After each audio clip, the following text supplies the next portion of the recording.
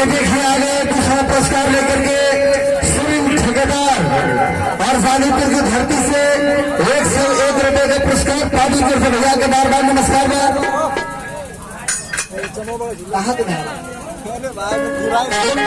और ये महाराज जी हवा के हमने की सोझानी वजह के होल को वही बा।